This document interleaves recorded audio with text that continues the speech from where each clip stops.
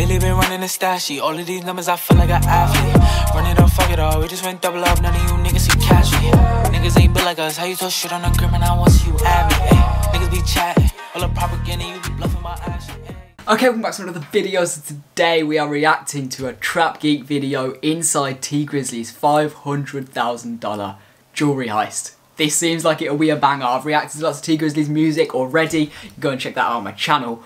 But today we're going to be learning a bit more about his personal life, which apparently includes 500,000 jewelry heists. Yeah, this should be a very interesting one. Just before I get into the video, my last video is actually a reaction to an up-and-coming artist, or two up-and-coming artists called Jake and Leon, and I reacted to their track. It's fire. I really want you guys to go and check out that video. Yeah, just go and show it some love. You might find an artist you really like. So yeah, go and check out my last video. Anyway, let's get straight into this. The FBI is working to learn if 4 men arrested for a robbery at a local jewelry store are tied to similar crimes across the country. Why you don't fuck with me? Bro, you stole my shit! What I steal from you, bro? I'm about to send you your money back. Police say these 3 men walked into this Jarrett near a busy shopping area Tuesday night around 7 with hammers. That's crazy. I just can't believe that happened here. We checked their backgrounds and all 4 men are from Detroit. Alright, so somebody's life story that I've always appreciated was TWReactz. Consistently good rapper, I always look forward to hearing one of his verses, but a lot of people I don't think know his full story. This is a man who was destined for university, but somehow ended up in Kentucky on the floor with a gun pointed to his head in the middle of a jewelry heist, right? He was trying to pull off. So this particular story covers his younger days when he was casing out robberies spanning across multiple different states, and this iconic moment when a dude confronted him after the fact to yell at him for stealing his Xbox back in the day. You stole my fucking Xbox One, my fucking MacBook, my fucking iPhone. I had a wallet, had about $190 in that bitch. Now we're gonna get into... Bro, how has that guy got TWReactz number and why is he... Imagine you get your shit stolen and like 10 years later, however later, you call the guy. all this, but first, let me show you my song of the day. This is Oreo J. Check him out. We always play the song of the day. I'm reacting to his video, I always play his sponsors. I'm pretty sure this guy's already been on his channel as well, Oreo J. Still making gains as if I'm at everywhere anyway. I'm gonna make it no matter the hurdles or obstacles that end up in my way. I'm gonna treat every day like my loss, can't be moving like it's just any day. I feel like an alien out of this world, that's why my flow sound like this. Now, in order to understand TWReactz' story, we gotta travel to Michigan, more specifically Detroit. Everybody in America knows Detroit is a tough city. They've been through a lot. Severely underfunded, underprivileged, and its manufacturing industry got absolutely decimated. A lot of hardworking people were left with no work, no jobs, nothing to sustain life with. You can travel to Flint, Michigan and find out the water crisis over there where people were not getting clean water to drink and the government has not done a thing about it. Now the story of... Bro, look at that shit. What the fuck? Bro, society is so fucked. The way we like care for communities, like it's bad enough in like the UK and Europe, and America I feel like it's so much worse because they're just like they're even further more right wing. Like, yeah, Detroit is a perfect example of that. Detroit comes with harshness, and TWReactz' story is no different, right? He grew up in a family of drug dealers. His mama was a drug dealer, his pops, his auntie, everybody around him was selling dope. But a lot of people, they see TWReactz and they got him fucked up. This was a kid who was destined for university, getting accepted to major in finance despite coming from an environment of material destitute. Now, just as TWReactz...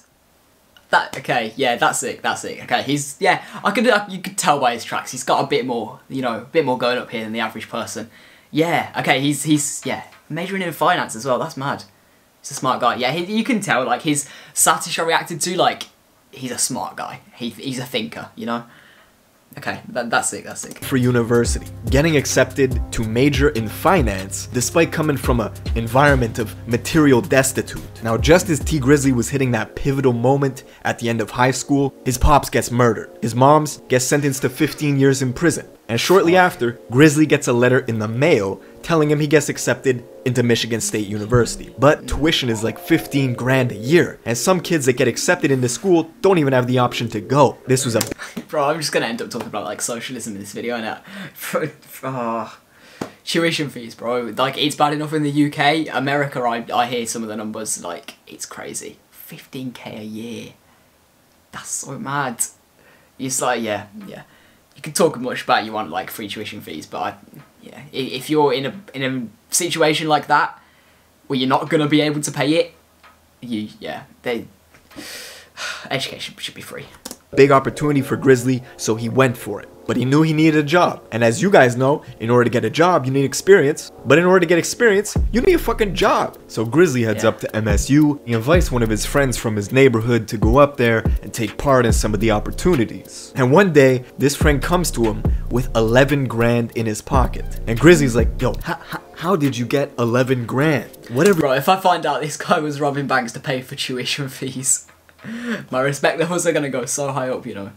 If this guy was robbing banks to pay for tuition, that's sick. Like, he's not doing it just because he wants the money. He's doing it to pay for education and pay for you in university. Whatever you're doing, I want in. It turns out the friend was doing B&Es, which is breaking and enterings. That's when they came up with this plan to basically ransack the dormitories on campus. They started systematically robbing these dorms for all their value. So to pay for his tuition fees, he's gonna rob the universities. Okay, this is a bit mad. Right, they take computers, cell phones, and whatever cash people had, and the great part is they did this while people were sleeping at night. Grizzly's a big guy. I don't know how he was able to tiptoe into people's dorms and steal their shit at night like he's the fucking Grinch. T-Grizzly and his friends successfully pulled off 12 robberies. By the end of it, they got at least $10,000 worth of 12 robberies in a 15-day period for 10k. Mad. Stolen merchandise and nearly $10,000 in cash. 20K. But that's only how much the police recovered. Grizzly had about 40 laptops and 20 iPhones in his room, but the police were catching on to them. You recognize these guys? My guy was running this like a business. MSU police want to talk to them about a recent theft in North Hubbard Hall. If you have any information... Bro, is that T-Grizzly? Is this him? He's had a glow up. ...that can help, call MSU police, or you can go to their Facebook page to leave an anonymous tip. Unfortunately, as they were planning to leave, the police intercepted them. Word got out quick that Grizzly was apprehended, so yeah, money really does make you better looking at it. But one of his friends ran to his dorm in order to grab the stuff that was stolen and move it somewhere else so the police would get off their trail. He moved all the stuff that Grizzly had stolen into his own dorm. This actually hurt the cops' case because it was tampering with evidence. So the police had to let Grizzly go and take a couple months to actually build a case and get some evidence. That's when his friends came to him with this plan for a jewelry heist. A smash and grab over in Kentucky. Now, for those of you who don't know, a smash and grab is exactly what it sounds like. You go to a jewelry store, you bust the display cases, you grab the loot, and you run for your fucking life. At the time of this story, jewelry store robberies in the States resulted in losses of $66.5 million just that year alone. God damn, sounds like it works. So Grizzly, who already had an arrest warrant for his prior burglaries, decided, fuck it, I'm probably gonna need some lawyer money. If this goes well, I'll be able to pay for that, and financially I won't be ruined. So his plan was to go with his friend to Kentucky. They set up in these apartments, they stole a car, and the place that they were targeting was called the Castle. Now at the time they thought it was a jewelry store. Turns out it was actually... I was about to say, that does not look like a jewelry store. What is this shit? That looks like a restaurant or something. Castle. Now at the time they thought it was a jewelry store. Turns out it was actually a pawn shop, but they had this whole thing planned out. They made a call to the police in the area and they told them there was a shooting over at a school to get them moved and away from the area. With the police headed in that direction, Grizzly and the boys in the stolen car, they went up to the Castle, which they thought was a jewelry store, but it was actually a pawn shop. When they get there, they've got hammers in their... what kind of like outside branding is that?